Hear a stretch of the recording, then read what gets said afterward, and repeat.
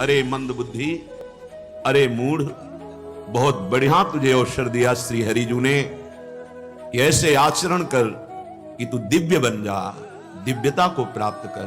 पर नहीं, तू अपने शरीर में इतना आसक्त हो गया है, अंतःकरण में इतना आसक्त हो गया है कि जो ये मांग करते हैं अपनी मांग कर गिरता चला जा रहा है, फंसता चला जा रहा है, दुखी होता चला जा रहा है। तूने अपना पतन कर लिया।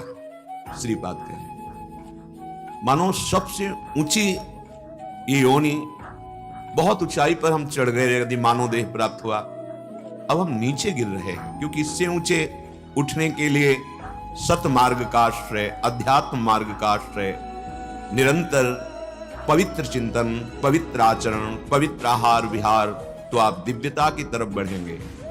अपवित्र आचरण, अपवित्र आहार विहार, अपवित्र विचार, तो आप पशुता की तरफ, आसुरी भाव को बढ़ेंगे। प्रायः हम देह भाव से युक्त होकर अपना पतन करना ही सुख मानते हैं। तो अद्यश्वाह प्रपतिष्यतोष्य भरणम, पापाचरण करके अपनी इंद्रियों को जो संतुष्ट कर रहे हो, उदर को भर रहे हो, तो तुम्हें यह पता नहीं है ये किसी क्षण नष्ट हो जाएगा शरीर। अद्यश्वाह अभी हो सकता है या कुछ समय बाद हो सकता है, पर होगा निश्चित, ये शरीर नष्ट निश्चित होगा। श्रीपाद कह रहे हैं विडभांड कस्य आचरण, तुम इस शरीर में राग करके जिस आचरण के लिए आए थे उस आचरण को भूल गए। गर्भ में भगवान से वादा किया था, कैसी दुर्गति पूर्ण स्थिति गर्भ की होती है। यहीं पास में ही मलाशय है, मूत्राशय है, मां की दाहिनी कोख में विराजमान वो शिशु, उसे भगवत प्रेरणा से ज्ञान होता है और वो भगवान से प्रार्थना करता है, एक बार मुझे, एक बार प्रभु इस नरक से निकाल दो। बड़ा भयावह कष्टप्रद होता है गर्भ में। पास ही मलाशय, मूत्राशय, उसी के बीच में जैसे कीड़े की तरह छटपटाता हुआ कष्टप्रद, और मुख नीचे की ओर किए हुए कुंडलाकार, ऐसे आराम से शैया नहीं है, हर व्यवस्था नहीं है। अब ये व्यवस्था तुम्हें मिली है कि तुम भगवत प्राप्ति कर लो, पर तुम अव्यवस्था को स्वीकार कर रहे हो। अधर्माचरण, पापाचरण करके चाहे जितना धन एकत्रित कर लो, भोग एकत्रित कर लो, परिणामता पतन, विनाश, चिंता, शोक, भय, लिख लो, यही मिलेगा।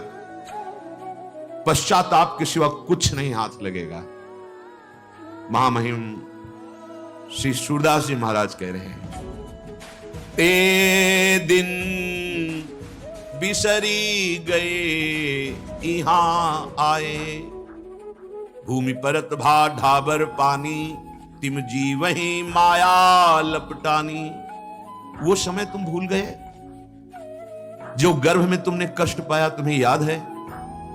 नहीं याद है। हम सब गर्भ में रहे मां के। सच्ची मानिए, ये विस्मरण कराने वाली माया प्रतिपल हमें विस्मरण कराती चली जा रही है, और दुख की जहां सीमा नहीं है ऐसी जगह हमें पहुंचाती चली जा रही है, और भक्ति प्रतिपल स्मरण कराती चली जा रही है, और सुख की जो चरम सीमा है वो श्री भगवदानंद, प्रेमानंद, विज्ञानानंद, ये अनुभव कराती है। सूरदास जी महाराज कह रहे हैं, ते दिन बिसरी गए यहां आए, अति उन्मत्त मोह मद छाक्यो, फिरत केस बगराए। ते दिन बिसरी गए यहां आए, जिन दिवसनी तय जननी जठर में, रहत बहुत दुख पाए, अति संकट में मरत भटालो, मल में मूड गड़ाए। बुद्धि विवेक बल हीन छीन तन, सब ही हाथ पर आए। तब धो कौन साथ रहिए तेरे, खान पान पहुंचाए। तिहि न करत चित अधम अजहु लो, जीवित जाके जाए। सूर सुमृग ज्यों बान सहित नित विषय व्याध के गाए, ते दिन बिसरी गए यहाँ आए। जैसे सुंदर निर्मल जल भूमि पर गिरता है, वो मिट्टी से लगते ही मलिन हो जाता है, ऐसे ही निर्मल ज्ञान मां के गर्भ में श्री भगवान ने दिया। कह रहे तुम भूल गए उस बात को? जब मां के गर्भ में थे तो जहां मलाशय मूत्राशय वही तुम्हारी खोपड़ी थी। अति संकट में मरत भटालो मल में मूढ़ गड़ाए, ऐसे टंगे हुए थे मलाशय मूत्राशय के बीच में, और कुंडलाकार थे तुम। कितना भयानक तुम्हें पीड़ा हो रही थी, रहत बहुत दुख पाए, अपार दुख मिल रहा था। भगवान कपिल देव जी माता देवहूति को सुनाते हैं जीव की दुर्दशा जो मां के गर्भ में होती है। उस समय कौन तेरा मित्र था? क्या तेरी खान पान की व्यवस्था थी? एक नाल के संबंध से ही तेरा भरण पोषण हो रहा था। वो विश्वंभर भगवान तुम्हें कृपा करके विविध दुखों को देने वाली योनियों में न फंसाकर मानव देह अपनी है। किसी से कृपा मांगने की जरूरत नहीं, आपको अपने ऊपर कृपा की जरूरत है। आपके ऊपर भगवान की कृपा है। कबहू करि करुणा नर देही, देत ईश बिनु हेतु सनेही। कृपा करके भगवान ने बिना किसी हेतु के तुम्हें मानव देह दिया है। संस्कृति चक्र को रोक के बीच से मानव देह तुम्हें दे दिया। भगवान ने कृपा करके साधु संग दिया, आप धाम आए, आप श्रवण कर रहे हैं। जिस रज में बैठे हैं, ब्रह्मा उद्धव शनकादि इस रज की वंदना करते हैं। आपको इस परम पावन वृंदावन की भूमि में बैठकर महान दुर्लभ भगवत यश सिद्धांत सुनने को मिल गया। अगर अब नहीं सुधार किया तो हमें लगता है कि सो परत्र दुख पावई, सिर धुनि धुनि पछताए, काल ही कर्म ही ईश्वर ही मिथ्या दोष लगाए। जिनको भगवान ने ऐसी कृपा का संयोग बना दिया और वो भगवान के भजन से रहित होकर अपना समय नष्ट कर रहे हैं भोगों में, पछताना पड़ेगा। फिर यही उतारे हमारे पास समय नहीं था कि भजन करें, और नाना प्रकार के कर्म जाल में फंस करे दिव्य मानव देह नष्ट कर देता है। अति उन्मत्त मोह मद छाक्यो, जैसे जैसे अवस्था बढ़ी वैसे वैसे अभिमान मोह बढ़ता चला गया। आए थे कि अब हम अपना उद्धार करेंगे मानव देह में, फिर ऐसे आचरण कर लिए जिनसे और बुरी तरह बंध गए। विश्वास मानिए, बहुत बढ़िया अवसर है। कह रहे हैं कौन तुम्हारे साथ जाएगा? धैर्य पूर्वक देखिए। कोई वस्तु, कोई व्यक्ति, कोई पद, कोई स्थान, कोई डिग्री कुछ आपके साथ नहीं। ये आप चाहे जितना शरीर सजा लो, संवार लो, यदि इससे सत कमाई नहीं की तो बिल्कुल व्यर्थ चला गया। अगर आपने नाम जप नहीं किया, दूसरों को सुख नहीं पहुंचाया इस शरीर से, भगवत भाव से सबकी प्रति आपने मैत्री भाव नहीं रखा, करुणा भाव नहीं रखा, तो धिक्कार मानव देह को। क्या प्राप्त किया आपने? ये तो सब पशु भी करते हैं। बच्चा वो भी पैदा करते हैं, भोजन पाते हैं, वो भी नींद लेते हैं, वो भी जीते हैं। क्या इतना ही मानव देह की दुर्लभता है? अरे अधम, अब भी अवसर है, चेत जा। जिसके जिवाए संपूर्ण ब्रह्मांड जीता है, उस हरि ने तेरे ऊपर कृपा करके भजन का अवसर दिया है। पूज्य पंडित गया प्रसाद जी गिरिराज वाले बाबा कहते हैं, मेरे लाला ने यदि आपको भजन करने का समय दे दिया है तो अब कुछ मत मांगना। इससे बढ़कर कोई लाभ नहीं है कि आपको भजन करने का अवसर दिया। बहुत बड़ा लाभ है, सच्ची मानिए। अभी आपको दिखाई नहीं देता, बाद में जब पछताओगे तो हाथ कुछ नहीं लगेगा। ये ऐसा जाल बुना हुआ है मैं मोर तय तोर का, अविद्या का, कि यही सत्य लगता है, यही सुखद लगता है, यही बस मिल जाए मुझे, मैं ये प्राप्त कर लूं, ये भोग भोग लूं, ऐसा पद प्राप्त कर लूं, मैं यही अविद्या है। प्यारे, केवल आप मुक्त होने के लिए आए हो। अहो भाग्य है। भगवान शंकराचार्य जी कहते हैं, हजारों जन्मों की सुकृत और साधना का फल होता है कि उसे कोई विशुद्ध सत्संग मिल जाए और फिर वो निश्चय करे कि मैं इसी जन्म में भगवत प्राप्ति करूंगा। ये हजारों जन्म के सुकृत और साधना का फल होता है। मुमुक्षता, मैं मुक्त हो जाऊं, मैं भगवत प्राप्त हो जाऊं, मैं समस्त दुखों से, द्वंद्वों से छूट जाऊं। लेकिन हम उल्टा कार्य कर रहे हैं। जिससे दुख मिलते हैं ऐसे आचरण कर रहे हैं और द्वंद्वों में फंसते चले जा रहे हैं। हर्षित होना, शोकित होना, सुखी होना, दुखी होना हमारे हृदय को बार बार पीड़ा पहुंचा रहे हैं। कब तक भोगते रहोगे? उठो, जागो, रे सठ बिनु गोविंद सुख नाही। श्री सूरदास जी महाराज, तेरो दुख दूर करिबे को रिद्धि सिद्धि फिर जाही। ये भोग तो बात जाने दो, रिद्धियों सिद्धियों की ताकत नहीं कि तेरे दुख को मिटा सके। बिना भगवत प्राप्ति के दुख का मूल अविद्या नष्ट नहीं होती। ये रिद्धियां सिद्धियां भी मायाकृत ही हैं, चिदानंद नहीं है। गोस्वामी जी ने लिखा है, जिस समय साधक की साधना ऊंचाई पर चढ़ने को होती है, अध्यात्म की स्थिति पर, तो रिद्धियां सिद्धियां आ जाती हैं। अगर प्रयोग कर लिया तो पतन, ऊपर नहीं चढ़ पाएगा। रिद्धि सिद्धि पेरे बहुआई, बुद्धि लोभ दिखावे भाई। होए बुद्धि जो परम सयानी, चिंतन चितई ना अनहित जान। नहीं, ये हमारा भगवत प्राप्ति के मार्ग में अनहित कर देंगे, अमंगल कर देंगे, नहीं चाहिए। बड़े बड़े भगवत प्रेमी महात्मा वृंदावन ब्रज में थे, हैं, रहेंगे, क्योंकि ये वृंदावन प्रेमियों का खेत है। और आप देखेंगे बहुत ही दैन्य, कोई भी चमत्कार नहीं, बाहरी। क्यों? छोटे मोटे मंत्रों का अनुष्ठान करे तो दूसरे के मन की बात जान लेना, दूर की बात देख लेना, ये सब बहुत सरल बातें हैं साधक के लिए, विषयी पुरुष के लिए नहीं। लेकिन सबके अंतःकरण में विराजमान सच्चिदानंद भगवान को जानने की जो अध्यात्म मार्ग में वृत्ति है, उसमें कोई भी चमत्कार, कोई भी सिद्धियां स्वीकार करने के लिए निषेध किया गया है। तभी ये परम सिद्धि वासुदेवा सर्वमिति समहात्मा सुदुर्लभा, सर्वत्र मेरा भगवान विराजमान है, ऐसा अनुभव हो गया, जीवन मुक्त हो गया। अपने लोग समझते हैं कि ये सिद्धियां, ये रिद्धियां, ये परम सुख है। सूरदास जी कह रहे हैं, जिनके सामने गोविंद बैठे रहते हैं, बाबा पद सुनाओ, बाबा गान कर रहे हैं जिनका, वही प्रभु सामने बैठे रहते हैं, हृदय में विहार करते हैं, सामने बैठकर पद सुनते हैं, आठों पहर सूरदास जी के साथ रहते हैं गोविंद।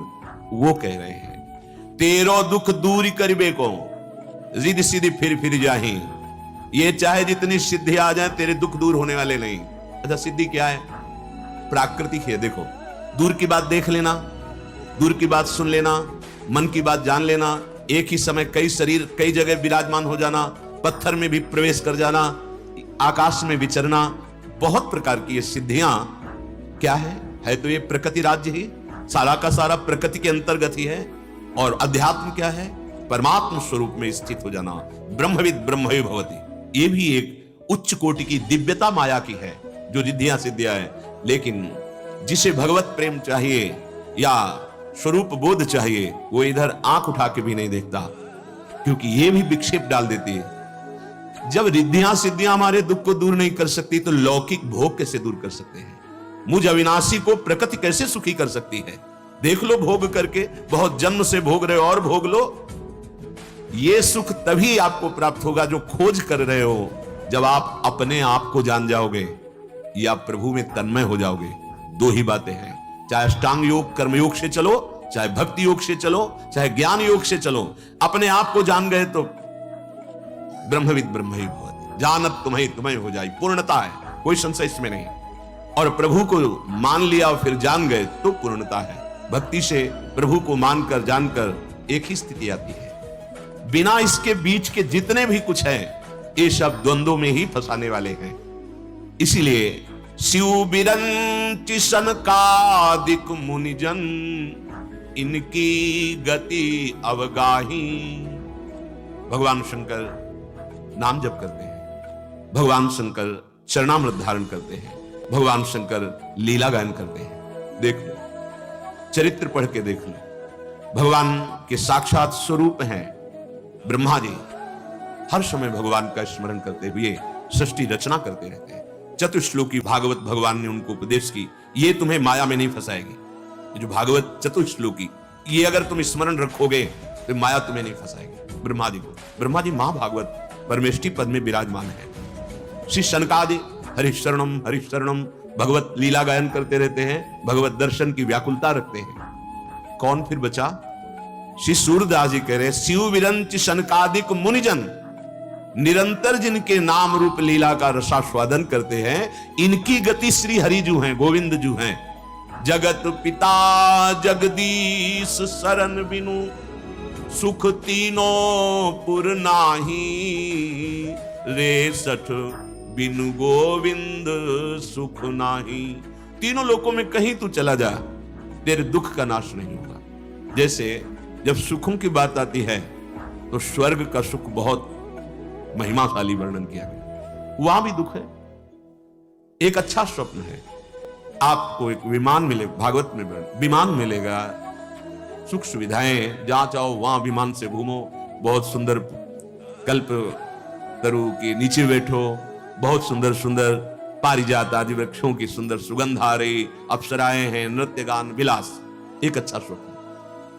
तुम्हारे बगल से ही दूसरा विमान लेकर जा रहा है जो तुमसे बहुत अच्छा है, बहुत सुंदर अप्सराएं, बहुत बड़ा वैभव है, जल रहा है, और प्रतिपल एक भय लगा हुआ है, पता नहीं मेरे कितने पुण्य रह गए हैं। और जहां पुण्य क्षीण होने को हुआ तो एक माला पहनाई जाती है, वो कुम्हलाने लगती है, बस विमान से धक्का देकर गिरा दिया जाता है, क्योंकि आसक्त हो जाता है उन भोगों में, उस विमान में, उन अप्सराओं में। जैसे यहां काल आया, प्रहार किया, सबको छुड़वा दिया, पत्नी, पुत्र, परिवार, बैंक बैलेंस, पद, सब एक क्षण में चल। अब वो आसक्त चित्त, जिनमें आसक्त था, वो सब छूट रहा है, भारी दुख, उन्हीं का चिंतन, फिर दुर्गति। ऐसे ही स्वर्ग गया, जहां जहां उसको जो जो मिला वो सब आसक्ति, और उस आसक्ति में जहां उसके पुण्य क्षीण हुए, फिर यहाँ पुण्य क्षीणे मृत्यु लोके विसन, क्या सुख मिला? एक अच्छा स्वप्न जैसा निकल गया, कुछ नहीं मिला। इसलिए जितने भी लोग हैं, इनमें कहीं भी तुम्हें जो सुख खोज रहे हो वो नहीं मिलेगा। सृष्टि में सबसे बड़ा काम सुख रखा गया है, काम सुख। वो अच्छा खाने को मिले, पहनने को मिले, मकान मिले, पद मिले, सुविधाएं मिले, यही कामना, हर इंद्री में कामना है, इसी सुख को रखा गया है। अगर कामना काम में सुख होता तो देवराज इंद्र के जैसा कौन सुखी हो जाता? समस्त अप्सराओं के स्वामी, समस्त वैभव, देवता जिनकी आज्ञा में है, अग्निदेव, वायुदेव, बड़े बड़े लोकपाल जिनकी आज्ञा उनको, लेकिन वो भी सुख किससे? बहुत दुखी है कि हमें सुख मिले। तुम दुखी हो जिन सुखों के लिए, उसी सुख के लिए बहुत हमें ग्लानि होती है जब वो विषय चिंतन करते हैं कि एक महात्मा मुनि अपने संयम से चल रहा है, उसके यहां देवराज इंद्र उसी मुनि का रूप रख करके जाते हैं और भ्रष्ट आचरण करते हैं। और जब गौतम ऋषि ये जानते हैं तो शाप दे देते हैं पत्नी को भी, जा पाषाण हो जा अहिल्या जी, और उनको एक शास्त्र योनि तेरे शरीर पर प्रकट हो जाए। देवराज इंद्र को तुझे बहुत प्रिय लगी, 1000 योनि हो। जब चरणों में गिरे, बार बार क्षमा याचना की, तो कहा जब भगवान राम रूप में अवतरित होंगे और तुम दर्शन की इच्छा करोगे तो यही तुम्हारे शास्त्र नेत्र बन जाएंगे। कहीं सुख नहीं। जब आप शास्त्रों का स्वाध्याय करेंगे तो एक बात निकल के आएगी, बिना भगवत बोध के, भगवत प्राप्ति के कहीं सुख नहीं है। जहां जहां देखा गया, मन ऐसे से वैभव में होते हुए भी असंतुष्ट पाया गया। विचार करके ये चर्चा इसलिए हो रही, कहीं सुख नहीं। यदि हरिजू को नहीं भजा तो कहीं सुख नहीं, और हरिजू को भजा तो दसों दिशाएं इसी मृत्यु लोक की परमानंद प्रदान करने, जिधर भी दृष्टि जाएगी आनंद ही आनंद। भाव कुभाव अनखालसहु, नाम जपत मंगल दिशि दसहु, दसों दिशाओं में आपका मंगल ही आनंद इस मृत्यु लोक में आपको परमानंद की अनुभूति हो जाएगी यदि आप नाम जापक है। बिना श्री हरिजू की शरण में, बिना श्री हरिजू का भजन किए कहीं किसी लोक में सुख तीनों पुर नाही, तीनों लोकों में सुख नहीं है। और सकल में देखे ढूंढे बादर की सी छाही, सूरदास भगवंत भजन बिनु दुख कबहू नहीं जाही। बड़ी विचित्र गति है मन की, बड़े बड़े उच्च कोटि स्तर के, जहां भजन छूटा माया आक्रमण करते पाई गई। तब ये हृदय में आता है जो महाप्रभु हरिवंश चंद्र जी कहते हैं, डरो डरो यही डर ही डरप हरिवंश हित, जिनो भ्रमई गुण सलिल पर, जी नामन मंगल लोक तीनों सुहारी पद भज न विलंब कर। डरते रहो, नाम छूट गया तो परास्त कर दिया जाए।